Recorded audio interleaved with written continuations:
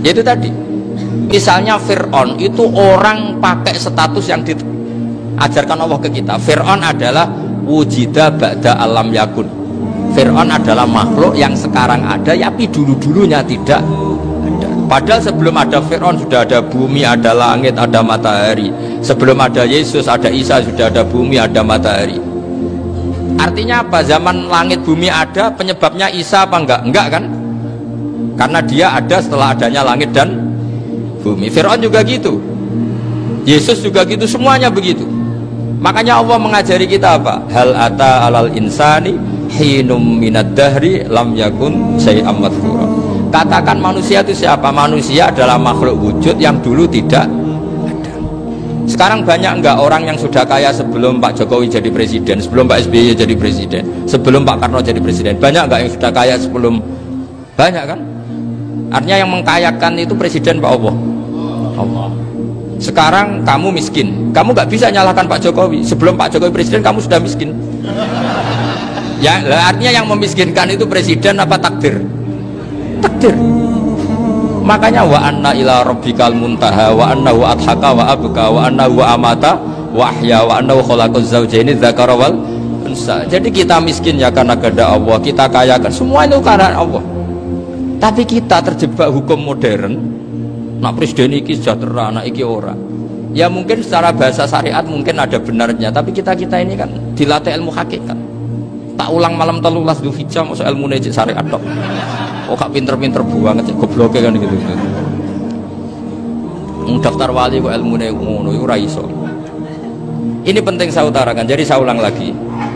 Makanya di Quran itu ilmu tertinggi diantaranya menurut orang tasawuf qulillah tsumma dzarhum fi khaudihim.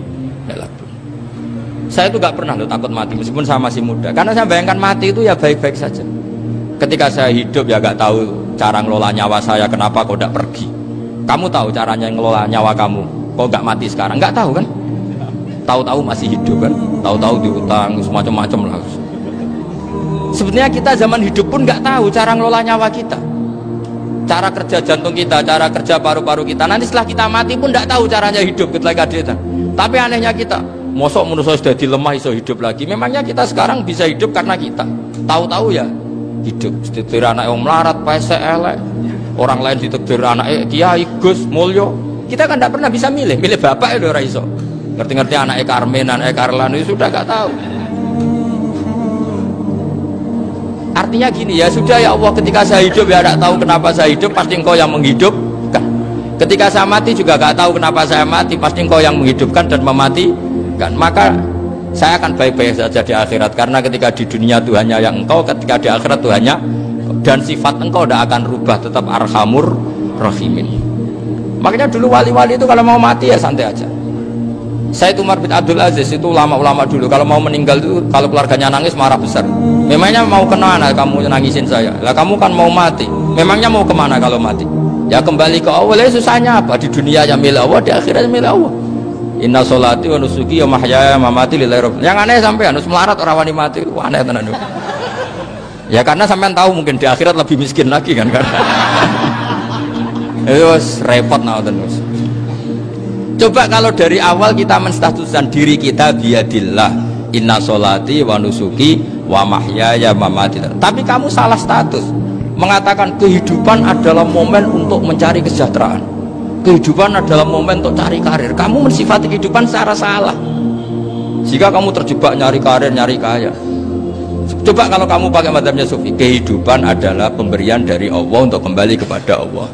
Kematian ya seperti itu. Akhirnya ya santai saja. Inna sholati wa nusuki wa mahyaya wa mamati lillahi rabbil alamin. Istri juga gitu. Saya itu tidak sombong. Saya itu mulai nikah sampai sekarang itu hampir gak pernah tukaran sama istri. Sama istri saya itu sering bilang gini, Gus sekali-kali kalau saya ngamuk itu diwales, dilawan supaya saya punya musuh katanya. Betul ya? Ya saya bilang gini, Allah itu maha baik sama saya. Ketika harmonis, ganjaran saya ya lewat harmonis itu, sehingga saya ngasih uang menyenangkan Anda.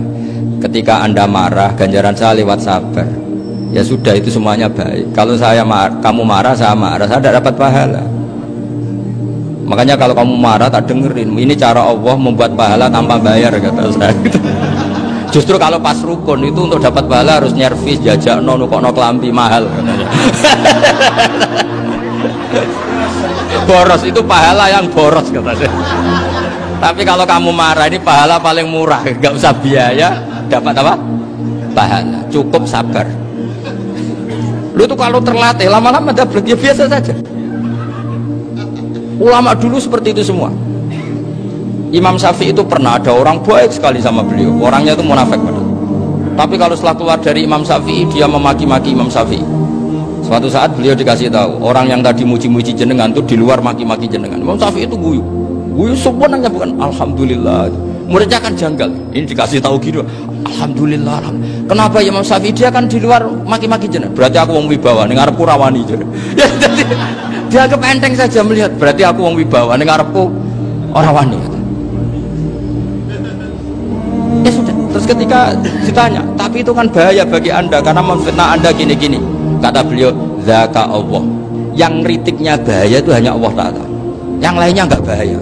Karena ini makhluk dhaif, gak penting. Loh kamu sampai tersisa dikritik orang karena kamu nganggap makhluk itu penting. Ini gobloknya sampai ya. Goblok segoblok-gobloknya gitu. Coba kalau kamu mensatukan makhluk tetap makhluk, kritiknya tidak penting.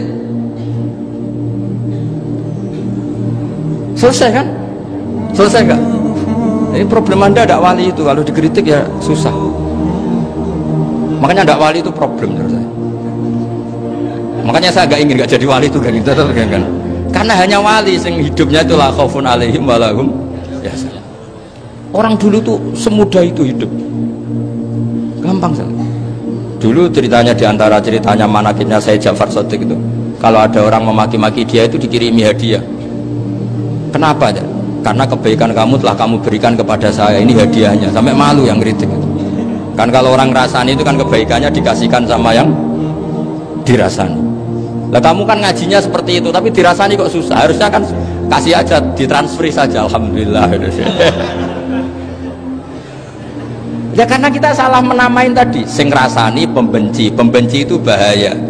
Sehingga kamu mereaksi secara serius. Coba kalau kamu pakai hukumnya Allah dan Rasul, pembenci itu pemberi kebaikan, istri marah adalah pemberi kebaikan. Ada yang berani mulai mempraktekkan? Latih begitu terus, insya Allah nanti hidup kamu barokah. Itu disebut wa'allama adamal asma. Dan itu yang diajarkan Rasulullah. Rasulullah itu kalau ngajarkan hidup itu gampang sekali. Allahumma ja'alil hayata ziyadatan li fi kulli khairin wal mauta rohatan li min kulli syarri. Jadi kalau kita hidup anggap saja peluang untuk nambah kebaikan. Kalau kita mati anggap saja akhir dari semua potensi kejahatan kita.